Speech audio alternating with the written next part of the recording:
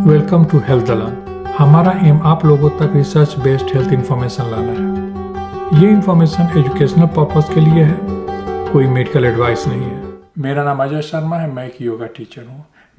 आज का टॉपिक है कि हम भारतीय, हम इंडियन एकाएक अनहेल्दी क्यों होना शुरू हो गया। क्या चेंज आया है पिछले 30-40 सालों में। इंडिया को आज डायबिटिक कैपिटल ऑफ वर्ल्ड कहा जाता है। कुछ साल पहले तक, 30 साल 40 साल पहले तक, कुछ डिजीज का हम लोग केवल नाम सुनते थे, अब वो एपिडेमिक की तरफ फैला हुआ है। जैसे आप देखेंगे तो हार्ट डिजीज है, cancer, strokes, Alzheimer, diabetes, high blood pressure, disturb sleep, depression, migraine और पीसीओडी। 50 साल पहले भी लोग बीमार होते थे, लेकिन उनका जो रीज़न होता था बीमारी का, वो होता था, उनके डिजीज़ का रीज़न होता था इन्फेक्शन। मेडिकल साइंस काफ़ी एडवांस कर गया है। एंटीबायोटिक, एंटीवायरल और भी कुछ मेडिसिन आ गए हैं इसके कारण से, साथ में पर्सनल हाइजीन, और इसका एंड रिजल्ट ये हुआ कि इन्फेक्शन का नंबर कम हो गया है। अब लोग जो बीमार हो रहे हैं वो क्रोनिक डिजीज़ के कारण होते हैं, और वही कारण होता है उनके डेथ होने का। अगर आप देखें क्रोनिक डिजीज़ किसे कहते हैं। क्रोनिक डिजीज़ वो डिजीज़ जो 1 साल से ज़्यादा समय तक रहे, वो एक व्यक्ति से दूसरे व्यक्ति तक नहीं जाए, कॉन्टेजियस नहीं हो, और इसमें आपको हमेशा ही मेडिकल हेल्प की ज़रूरत हो। जो लिस्ट हमने पहले भी बात की थी, heart disease, cancer, Alzheimer, high blood pressure, diabetes, ये डिप्रेशन, ये सारे जो हैं सब क्रॉनिक डिजीज़ के लिस्ट में आते हैं। अगर आप देखें तो जो हम लोग आज जो फेस कर रहे हैं वो बेसिकली ये एपिडेमिक है प्रॉस्पेरिटी का। बेसिकली ये समृद्धि की महामारी कह सकते हैं। हम लोग समृद्ध हो गए हैं। बॉडी में ट्रिलियंस ऑफ सेल्स होते हैं, कुछ 40 कहते हैं, कुछ 50 कहते हैं, माना कि 40 ट्रिलियन सेल्स है। आज जो भी क्रॉनिक डिजीज़ का प्रॉब्लम है वो सेल लेवल पे है। जो भी क्रॉनिक डिजीज़ की हम लोग बात करते हैं, ये रिजल्ट है कि हम लोग रोज़ कौन सा डेली चॉइसेस जो हमारे लाइफ का होता है वही डिसाइड करता है कि हम कितना हेल्दी और अनहेल्दी हो रहे हैं। अगर आपको आज के लाइफ स्टाइल को पिछले 40 साल पहले के लाइफ स्टाइल का, जो एक मिडिल क्लास फैमिली है उसके लाइफ स्टाइल से आप कंपैरिजन करें तो आप देखेंगे कि कहाँ प्रॉब्लम हुआ है। पहला रीज़न जो हम लोग का अनहेल्दी होने का है वो प्रोसेस्ड फूड एंड शुगर, साथ में मैदा। इंडियन खाना में अभी भी प्रोसेस्ड फूड बहुत नहीं आया है। जनरली 3 या 4 टाइम का खाना घर पे बनता है, लेकिन हम लोग के यहाँ चीनी और बिस्किट। सेकेंड, जो वेजिटेबल ऑयल है, वेजिटेबल ऑयल भी जिसे ओमेगा 6 ऑयल भी कहते हैं। एक और चीज़ हुआ, पहले लोग का खाने का आवर्स होता था 8 से 10 घंटे। सुबह 8-9 बजे खाते थे और रात में 7 बजे खा लेते थे, 8 बजे खा लिए, 8 से 10 घंटे होते थे। अब क्या हुआ है, सुबह की चाय 7 बजे शुरू करते हैं, रात में 10 बजे तक खाते हैं। पता चला 15 घंटे आप खा रहे हैं और 9 घंटे आप फास्टिंग कर रहे हैं। तो बॉडी को रेस्ट नहीं मिलता है, तो बॉडी का हीलिंग नहीं होता है।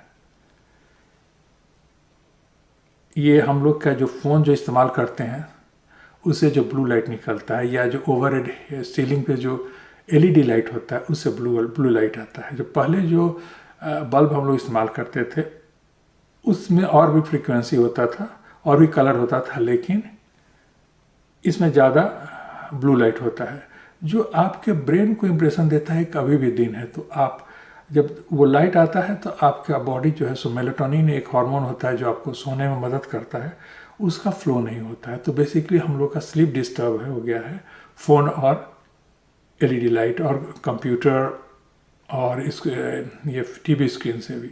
5वीं चीज़ है मल्टीटास्किंग। हम लोग आजकल 2 काम करते हैं, काम करते रहेंगे, बीच में रोक के तुरंत सोशल मीडिया में कुछ चेक कर लेंगे। मल्टीटास्किंग के लिए हम लोग नहीं बने हैं, इसीलिए कोशिश करें कि अगर कोई डीप वर्क कर रहे हैं तो फ़ोन आपसे दूर रहे, आप मल्टीटास्किंग ना करें। 6th, चीप डोपामिन हमारे ब्रेन में एक हार्मोन आता है जो हम लोग को प्लेजर देता है। अगर वो आसानी से आपको मिलता है तो वो बेसिकली जितने तेजी में ऊपर जाता है उतना ही तेजी में वो नीचे आ जाता है। एंड रिजल्ट होता है कि फिर आपको वो डोपामिन फिक्स लेना पड़ेगा। मैं उसका एग्जांपल देता हूँ। चीप डोपामिन का एग्जांपल हुआ जैसे आप कोई मीठा चीज़ खाए, शुगर जो होता है वो चीप डोपामिन है। या फिर सोशल मीडिया पे गए, स्मोकिंग किए, ड्रग्स लिए, या फिर आप जो है सो रात में बिंज वॉचिंग करने लगे टीवी का, या फिर बैठे बैठे बोर हुए तो कुछ खा लिए। तो ये चीप डोपामिन को हमको अवॉइड करना पड़ेगा। जो डोपामिन एफर्ट से आता है, जैसे कि कोल्ड शावर लेने के बाद अगर आप ठंडे पानी से नहाते हैं तो जो उससे भी डोपामिन ब्रेन में रिलीज होता है, वो लंबे समय तक रहता है। अगर आप बहुत ठंडे पानी में नहाएं तो 5-6 घंटे तक आपका जो है सो डोपामिन हाई रहता है और उसका बेस लाइन नीचे नहीं जाता है। एक्सरसाइज से भी डोपामिन हाई होता है। तो बेसिकली चीप डोपामिन जो है सो सोशल मीडिया, स्वीट, ये स्मोकिंग, इसको अवॉइड करना पड़ेगा। एक और रीजन है जिसको एपिजेनेटिक्स में कहता है, उसे कहते हैं थ्रिफ्टी जीन्स थियरी। उसमें हुआ क्या था कि हम ब्रिटिश रूल के समय में हम लोग के यहाँ बहुत फ्रिक्वेंटली ये फेमिन आता था।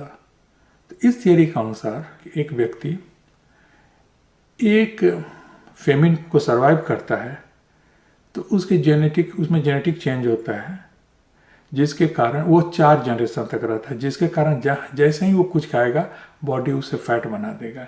इसलिए आप देखेंगे क्योंकि ब्रिटिश रूल के अंदर में साउथ एशिया था, इंडिया, पाकिस्तान, बांग्लादेश।